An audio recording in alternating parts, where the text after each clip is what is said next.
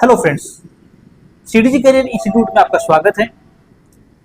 आज हम आपके सामने एक बार फिर से पेश करते हैं इंडियन ज्योग्राफी का वही टॉपिक मानसून, जिसकी शुरुआत हमने अपने पिछले वीडियो में कर दी थी, जिसमें हमने आपको कुछ इंपॉर्टेंट चीजें बताई भी थी कि टेम्परेचर है, प्रेशर है, हिमालय है, अपना कर्क रेखा है, अपनी सागरीय स्थिति है, ये सब किस प्रकार से हमारी मानसून को प्रभावित करते हैं।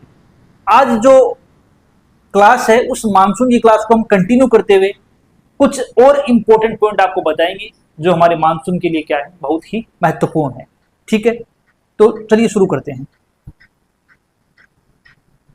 हमने आपको यह बताया था कि किस प्रकार से टेम्परेचर और प्रेशर जो है वो बारिश करने में हेल्पफुल होते हैं, वर्षा कराने में सहायक होते हैं। तो यह जो हमारा टेम्परेचर है कब कब हमारे पृथ्वी पर किस किस जगह पर हाई होता है, ये जानना भी हमारे लिए जरूरी है। ठीक है, तो जो हमारे लिए इंपॉर्टेंट चीज आती है वो आती है, जैसे ये आपको स्क्रीन के ऊपर अपनी अर्थ दिख रही होगी।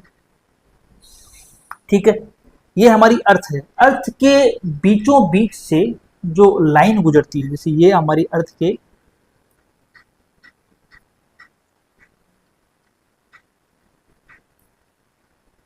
बीचों बीच से एक रेखा गुजर रही है, इसको हम क्या बोलते हैं? 0 डिग्री अक्षांश। ठीक है, या इसका दूसरा नाम क्या है, या इसको बोलते हैं हम हमारी विषुवत रेखा, या इसको क्या बोलते हैं हम, चूंकि धरती के बीचों बीच से गुजर रही है इसलिए इसको भूमध्य रेखा बोलते हैं।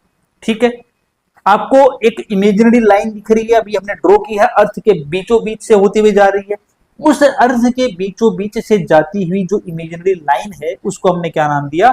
उसको हमने विषुवत रेखा, भूमध्य रेखा या इक्वेटर का नाम दिया। ठीक है, ये ऊपर की ओर क्या है? ये ऊपर की ओर नॉर्थ पोल है, ये नीचे की ओर क्या है? साउथ पोल है।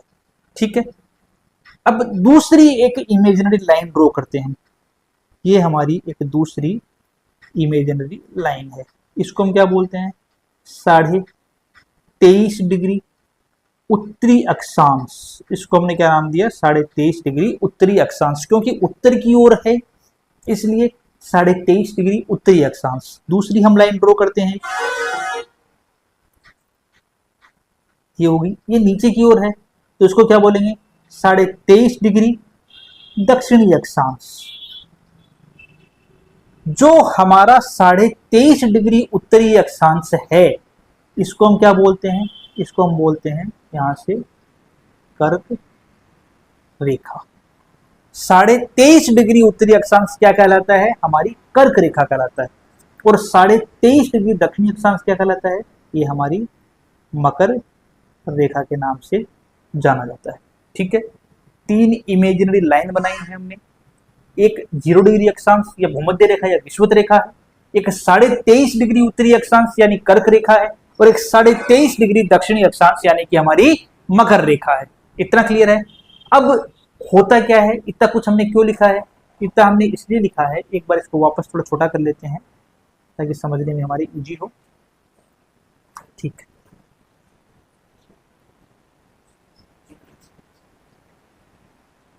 ये हमारा क्या है? सन है।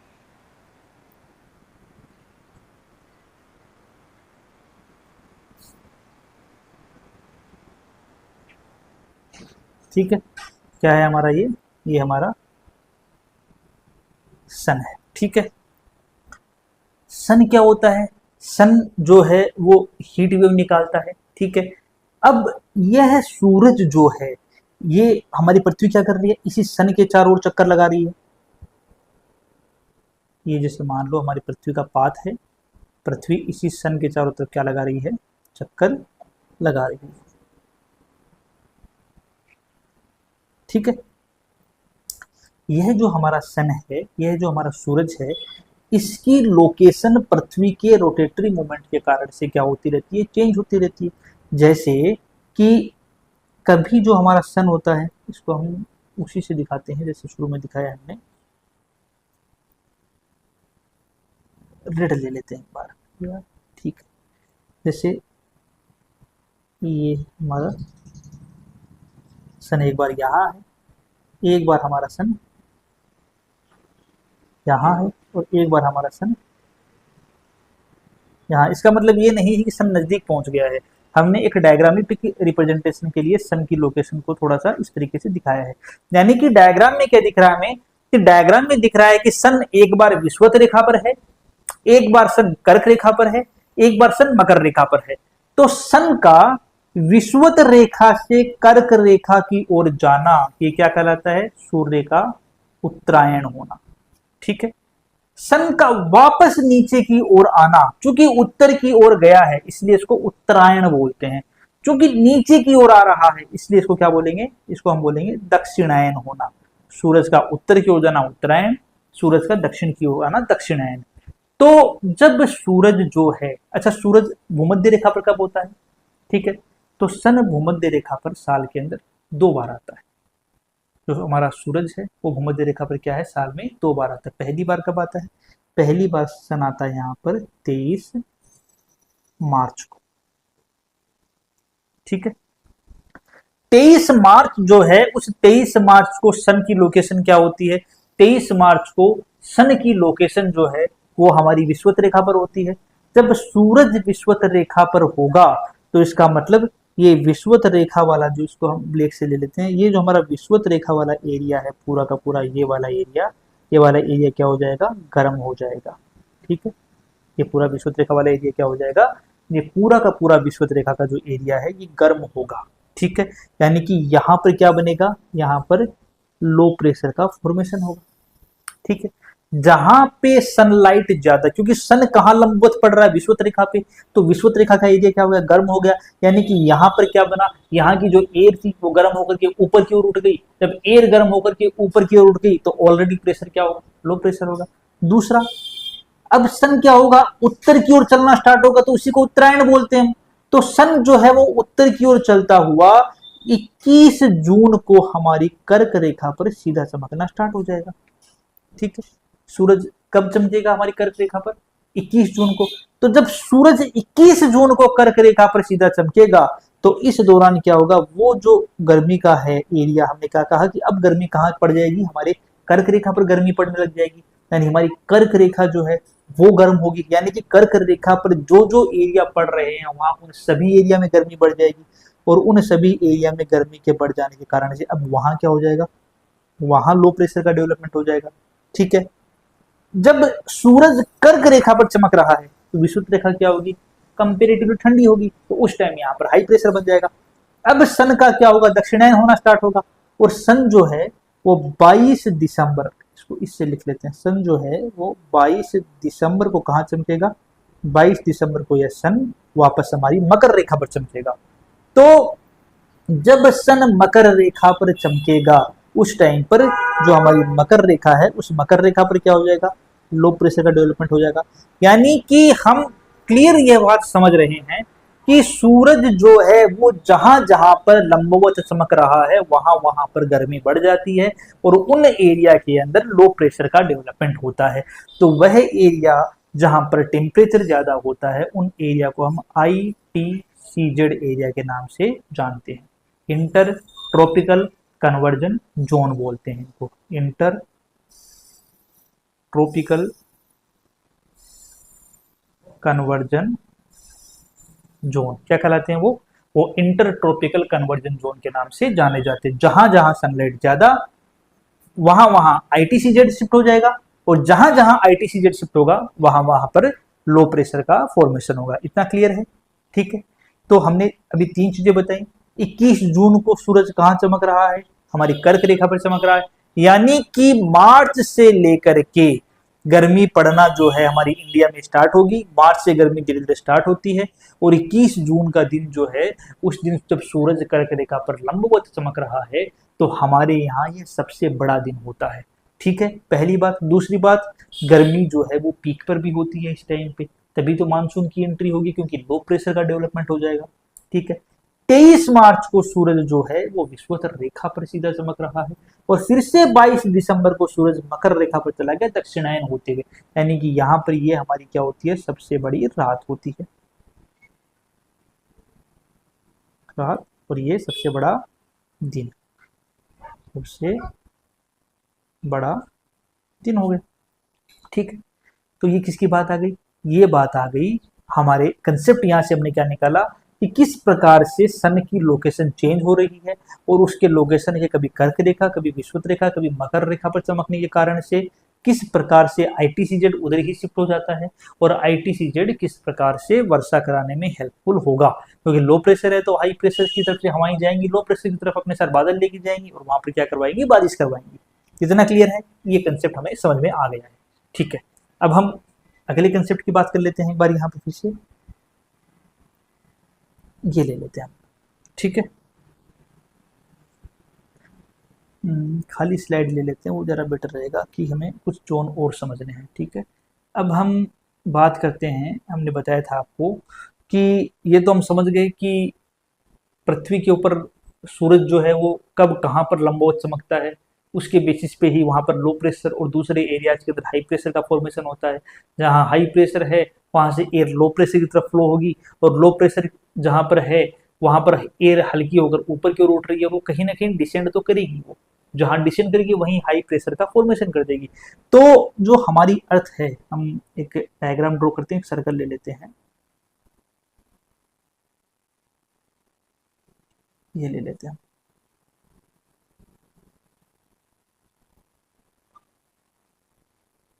इसको, यहाँ की बजाय अपने को यहाँ लेना चाहिए था।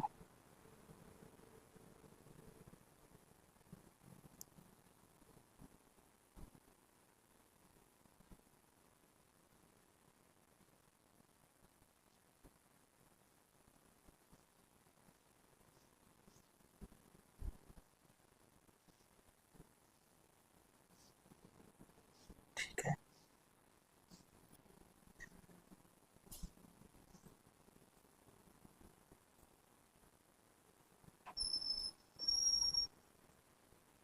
थोड़ा सा जूम कर लेते हैं। ठीक, अब हम इसके बारे में बात करेंगे, यहाँ पे जूम छोड़ देते हैं वापस। ठीक है, तो ये हमारी अर्थ है। ठीक है, इस अर्थ पे हम बनाते हैं कुछ एरिया, जैसे हमने अभी क्या बनाया था, ये वाली लाइन जो हमने ड्रॉ की थी, उस लाइन को हमने क्या नाम दिया था? उस लाइन को हमने नाम दिया था 0 डिग्री अक्षांश। ठीक है, 0 डिग्री अक्षांश जो है उसके ऊपर का जो एरिया है उसको हम येलो से ले लेते हैं, ये वाला एरिया, वो नीचे वाला ये वाला एरिया, ये 5 डिग्री उत्तरी अक्षांश है, ये 5 डिग्री दक्षिणी, शायद दिखने में थोड़ी दिक्कत हो रही होगी, ये 5 डिग्री जो है वो उत्तरी अक्षांश है, ये 5 डिग्री हमारा दक्षिणी अक्षांश है। ठीक है, तो 0 डिग्री अक्षांश को हमने क्या नाम दिया? हमारी इक्वेटर नाम दिया, हमारी विषुवत रेखा नाम दिया, हमारी भूमध्य रेखा नाम दिया। सन जो है जब हमारी इस विषुवत रेखा पर सीधा चमकता है तो यहाँ पर गर्मी बढ़ जाती है। ठीक है, यहाँ से हवाएं क्या होंगी? यहाँ से हवाएं गर्म होकर के ऊपर की ओर उठना स्टार्ट होती हैं। ठीक है, ये समझने के लिए बना रहे हैं। ठीक है, तो जब गर्म होकर के यहाँ से हवाएं ऊपर की ओर चली जाएंगी तो यहाँ पर क्या बन जाएगा? यहाँ पर हमारा लो प्रेशर का फॉर्मेशन होगा। किसका फॉर्मेशन का होगा? किसका फॉर्मेशन होगा? यहाँ पर हमारे लो प्रेशर का यहाँ पर फॉर्मेशन होगा। इतना क्लियर है? ठीक है, यानी कि इसके अंदर जो हवाएं बहेंगी वो हवाएं क्या हो जाएंगी? वो हवाएं स्लो हवाएं चलेंगी, यानी कि 5 डिग्री उत्तरी अक्षांश और 5 डिग्री दक्षिणी अक्षांश के बीच के अंदर बहुत ही मंद हवाओं का फ्लो होता है। इस कारण से इस जोन को हम क्या बोलते हैं? शांत क्षेत्र के नाम से जानते हैं। प्रेशर क्या है यहाँ पर? ऑलरेडी लो प्रेशर बनेगा क्योंकि एयर वहां से शिफ्ट हो गई है, ऊपर की ओर गई है। ठीक है, तो प्रेशर क्या बना यहाँ पर? यहाँ पर प्रेशर बना लो प्रेशर, इसलिए इसको क्या बोलते हैं? इसको बोलते हैं equatorial low pressure belt, low pressure belt. ठीक है, या इसका दूसरा नाम क्या है? इसका दूसरा नाम है डोल ड्रम। ठीक है, इक्विटोरियल लो प्रेशर बेल्ट बोल दो या इसको डोल ड्रम बोल दो। ठीक है, शांत क्षेत्र है, हवाएं बहुत मंद गति से फ्लो होती हैं क्योंकि गर्म होकर के हवा यहाँ से ऊपर उठ गई है। ठीक है, क्लियर है इतना? दूसरा क्या है? दूसरा हमारा जोन, इसको हम ये इससे ले लेते हैं, ये वाला हो गया हमारा यहाँ पर। ठीक है, ये वाला हो गया हमारा यहाँ पर। ठीक है,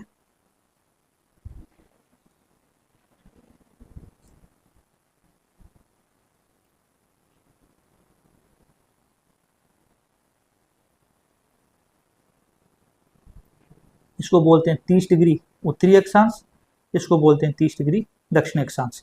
और ये जो बेल्ट बना है, इस बेल्ट को क्या बोलते हैं? अच्छा, ये बना कैसे है इसको देख लेते हैं पहले। अब देखो, जो हवाएं गर्म होकर के यहाँ से ऊपर उठी थी, ये हवा यहाँ से गर्म होकर के ऊपर की ओर जा रही है, तो जब ये हवाएं गर्म होकर के ऊपर की ओर उठेंगी तो ये एक लिमिट तक ऊपर जाएंगी, क्षोभ सीमा तक। क्षोभ सीमा तक ऊपर गई और ठंडी होकर वापस नीचे आएंगी। तो वापस नीचे कहां पर आ रही है? ये इस 30 डिग्री उत्तरी अक्षांश और 30 डिग्री दक्षिणी अक्षांश की तरफ आ रही हैं। यानी कि जब ये गर्म होती हुई हवाएं ऊपर उठकर ठंडी हुई और आकर के 30 डिग्री अक्षांश वाले एरिया में जमा हो गई, तो यहाँ पर प्रेशर क्या हो जाएगा? यहाँ पर हमारा प्रेशर हाई प्रेशर हो जाएगा। यहाँ पर हमारा प्रेशर हाई प्रेशर हो जाएगा। तो इस एरिया को हम क्या बोलते हैं? इस एरिया को हम बोलते हैं सब ट्रॉपिकल हाई प्रेशर बेल्ट।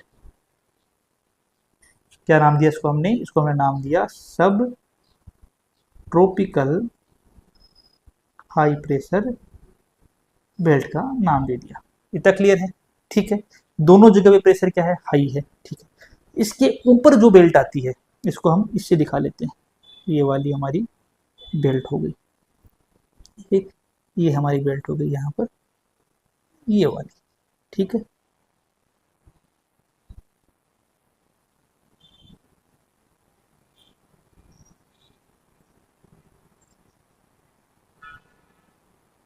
ये बेल्ट क्या कहलाती है? इस बेल्ट को हम बोलते हैं, चूंकि पोलर का मतलब ध्रुवीय है, ध्रुवीय ऐसे नीचे की ओर है, तो सब पोलर लो प्रेशर बेल्ट। इसको सब पोलर लो प्रेशर बेल्ट के नाम से जानते हैं। सब पोलर लो प्रेशर बेल्ट बोलते हैं। सब पोलर लो प्रेशर बेल्ट क्यों बोलते हैं? सब पोलर लो प्रेशर बेल्ट इसको इसलिए बोलते हैं क्योंकि यहाँ पर लो प्रेशर कैसे आया? यहाँ पर लो प्रेशर ऐसे आया कि पृथ्वी के घूर्णन करने के कारण से यहाँ की जो एयर है वो एयर यहाँ से किधर उठ गई? ऊपर की ओर उठती हुई चली गई। ठीक है, जब एयर यहाँ से ऊपर उठ गई तो यहाँ पर क्या होगा? Pressure low pressure area. तो इसे सब पोलर लो प्रेशर बेल्ट के नाम से भी जाना जाता है। दोनों जगह ये कंडीशन है। यहाँ प्रेशर कैसा है? लो प्रेशर है।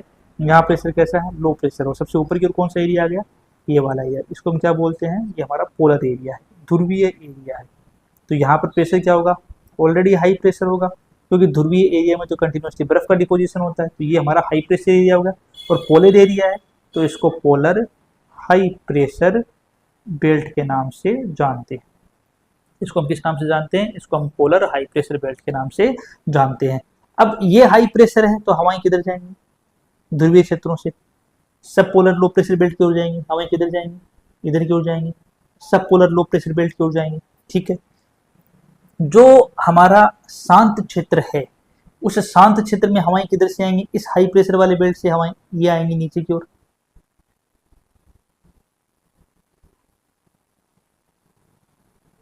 ठीक है, ये नीचे की ओर आएंगे।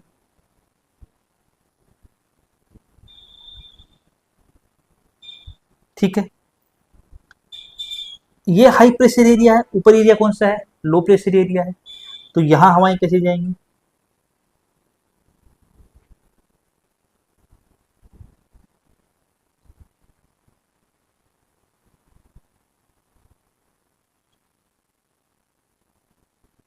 ये हवाओं की फ्लो हो गई। तो इस प्रकार से आप देखोगे तो ये वाली जो हवाएं दिख रही हैं, जो हमारे ये वाली हवाएं जो दिख रही हैं जिसको हम राउंड कर रहे हैं, इन हवाओं को हम क्या बोलते हैं? व्यापारिक पवने बोलते हैं। ठीक है, इन हवाओं को हम क्या बोलते हैं? इन हवाओं को हम बोलते हैं व्यापारिक पवनों के नाम से इन हवाओं को हम जानते हैं। ठीक है, जो ये हवाएं दिख रही हैं इन हवाओं को हम क्या बोलते हैं? इन हवाओं को हम बोलते हैं पछुआ पवने। ठीक है, पछुआ पवने किधर जा रही हैं? पछुआ पवने जो हैं वो हमारी पश्चिम से पूर्व की ओर बह रही हैं। ठीक है, और जो हमारी व्यापारिक पवने हैं वो किधर से आ रही हैं? वो हमारे पूर्व से पश्चिम की ओर आ रही हैं। ठीक है, तो जो हमारा इक्वेडोरियल लो प्रेशर बेल्ट है और सब ट्रॉपिकल हाई प्रेशर बेल्ट है, इसके अंदर बहने वाली पवने व्यापारिक पवने, और जो हमारा सब ट्रॉपिकल हाई प्रेशर बेल्ट है और सब पोलर लो प्रेशर बेल्ट है, इनके अंदर बहने वाली पवनें पछुआ पवनें हैं। तो हमारी, और ये ऊपर वाली पवनें कौन सी हैं, ये हमारी ध्रुवीय पवनें हैं। तो यहां से हमने 3 टाइप की पवनें देखी, कौन कौन सी, पहली ध्रुवीय पवनें, दूसरी पछुआ पवनें, तीसरी व्यापारिक पवनें। और ये तीनों की तीनों पवनें क्या होती हैं, स्थायी पवनों का एग्जाम्पल है। ये तीनों की तीनों पवनें किसका एग्जाम्पल है, ये हमारी स्थायी पवनों का एग्जाम्पल है। ठीक है, कौन कौन सी पवनें होती हैं, पवनें जो हैं वो एक होती है हमारी स्थायी पवनें, स्थायी पवन, ठीक है, एक होती है हमारी अर्धस्थायी पवन,